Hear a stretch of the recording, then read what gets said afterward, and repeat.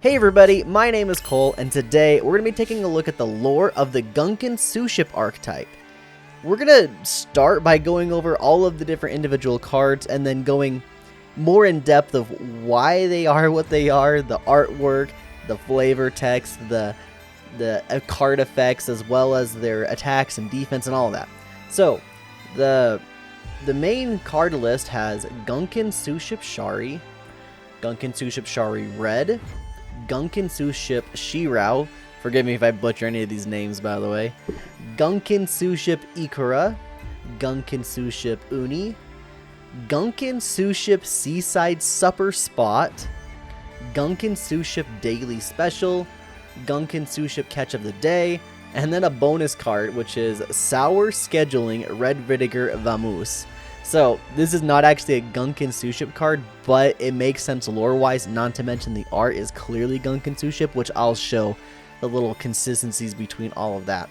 So that is the main deck cards inside of this little archetype with the lore, and then this is the extra deck monsters. They're all Xyz monsters, and there's only 3 of them.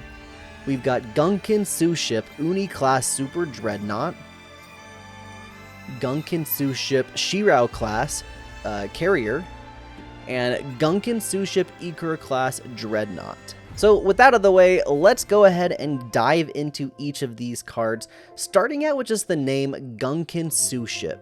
So Gunkan in Japanese actually translates to battleship or warship.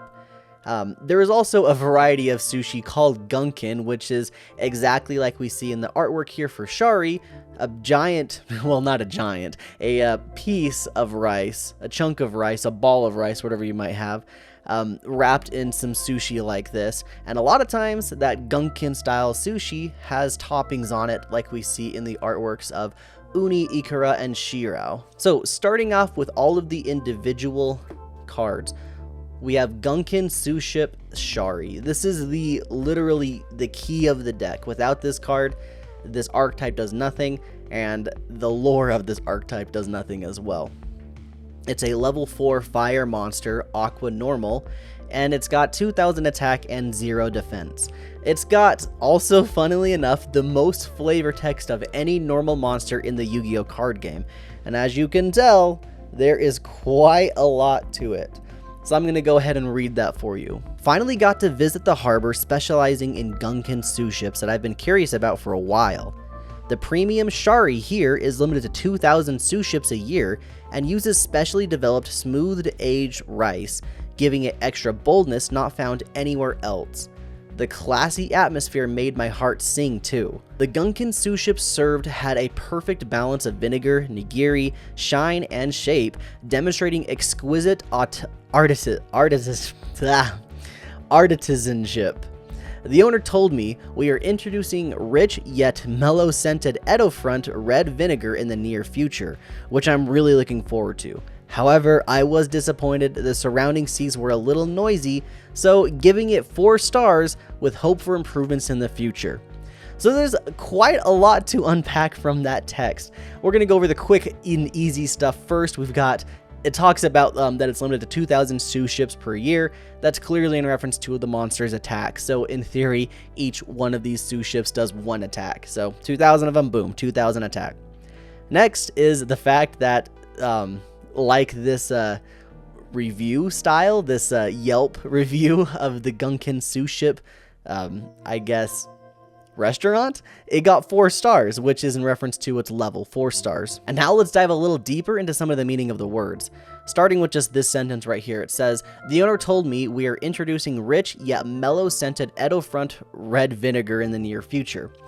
Well, as luck would have it, in the near future from when this card was originally released, we got another Gunkan card called Gunkan Suship Shari Red, which is the obvious counterpart to Gunkan Suship Shari, and as described in the text of Shari, it's made with red vinegar, which is also why it gets the red name. There is a lot to this, and we're going to go over each individual aspect of it that we can. Before we talk about the card text of Gunkan Suship Shari Red, I want to point out the Edo Front red vinegar that it talks about.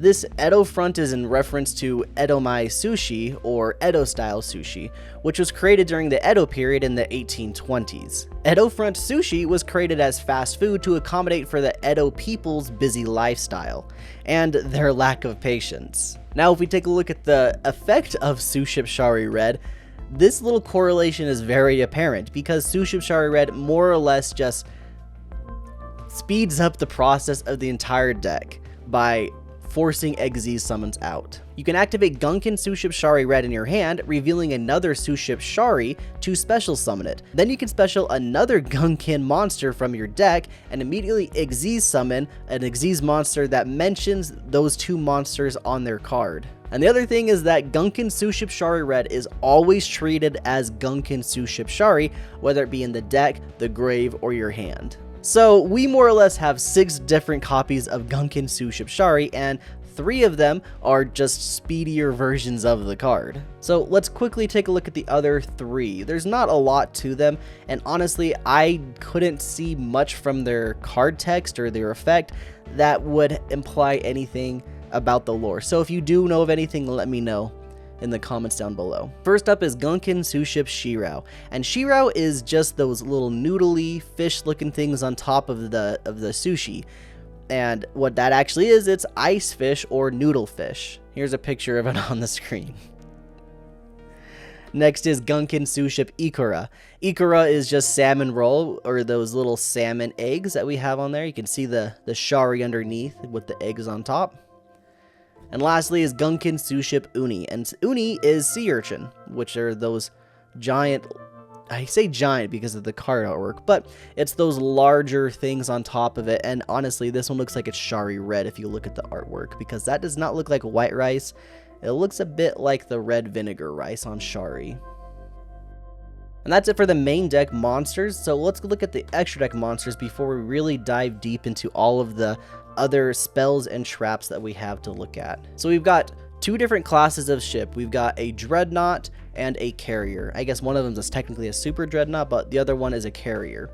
So looking at the dreadnoughts first, the 2 dreadnought class ships, as you would expect in the real life, are more for the battles, and as such their effects accommodate that as well.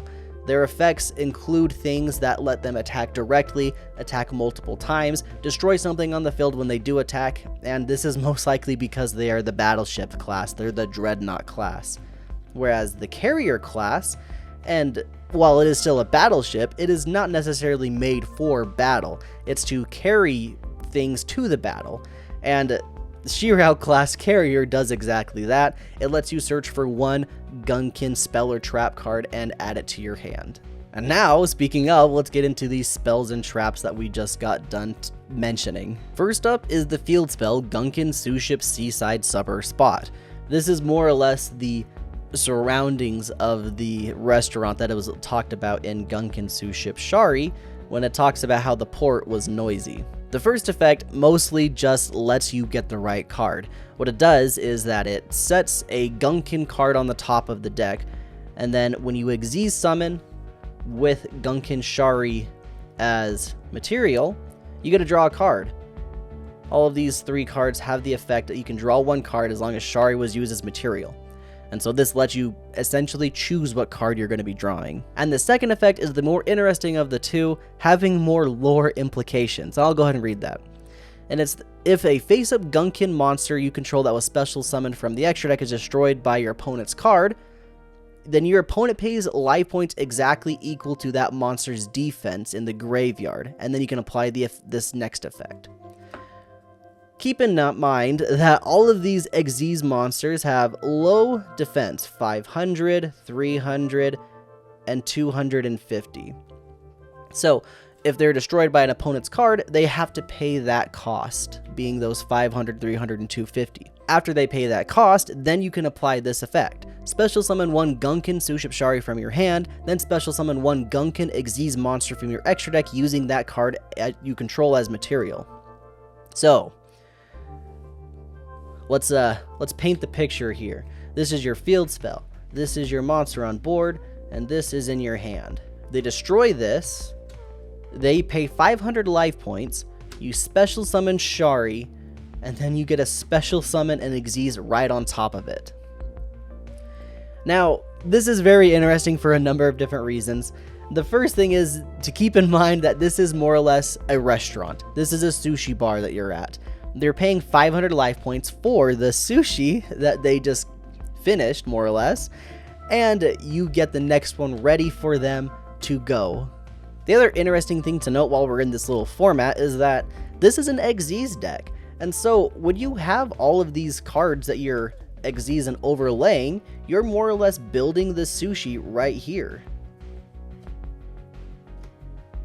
You've got your base layer, you've got your topping, and then together they make the full dish. The next up is Gunkan Suship Daily Special, keeping in mind that this is a sushi restaurant.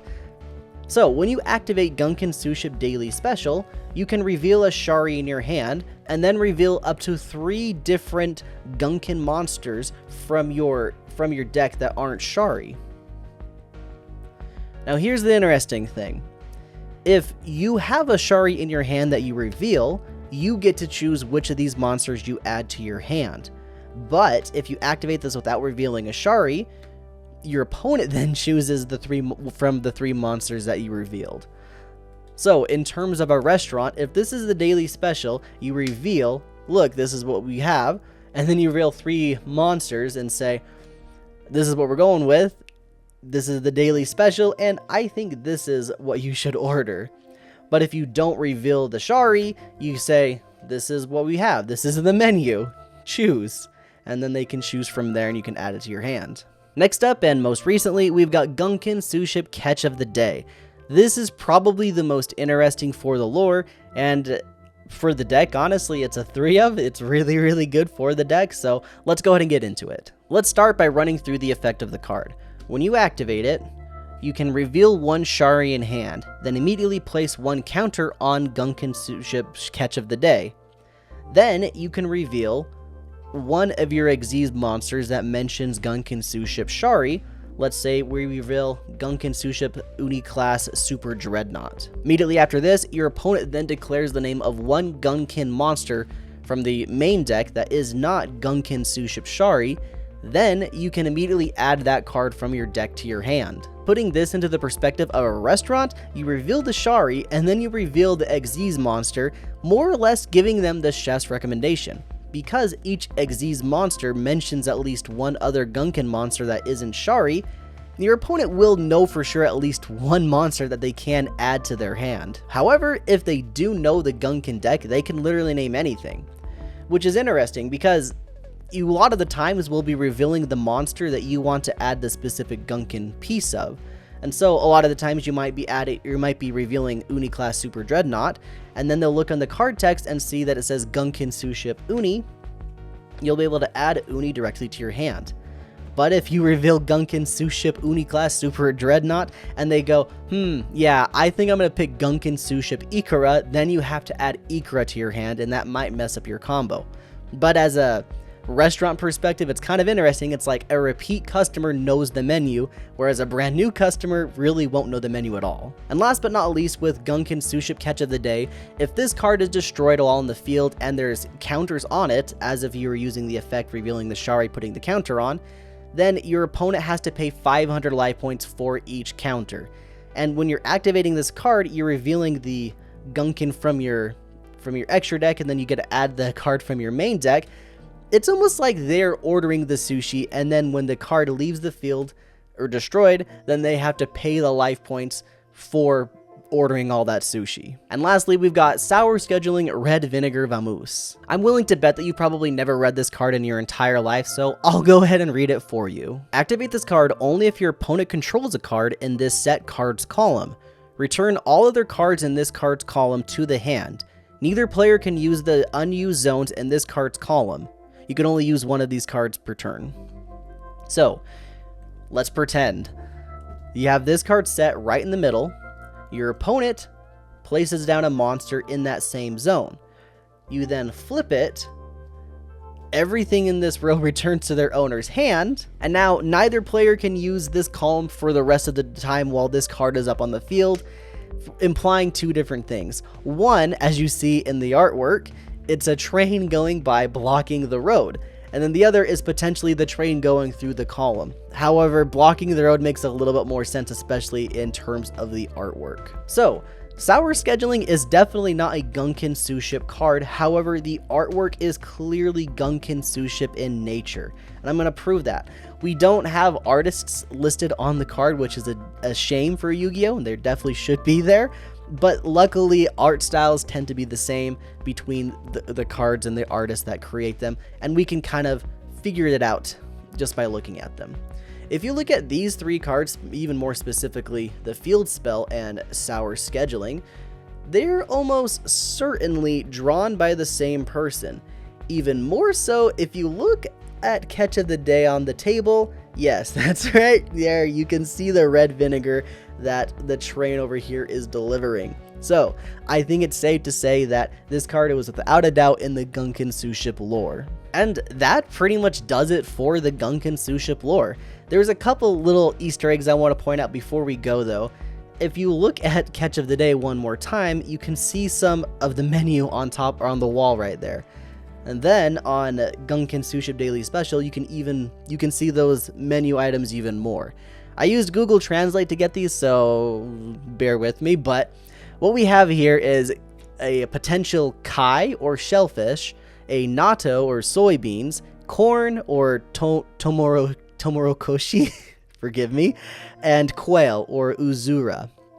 That's what's listed on these cards right here and over here as well. The ones on here that correlate with the actual current main deck monsters that we have the numbers match their current defenses as well, implying even more so that their defenses are the cost of the items that you're ordering. Maybe in the future we'll be able to get an entire armada of Gunkan Suships based on all of these other different potential Gunkan Suships that we could make.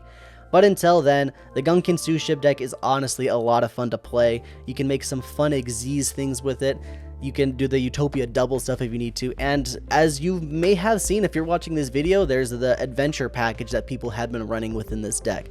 However, I think it's a lot of fun. I hope you guys have enjoyed this video. Have a great one.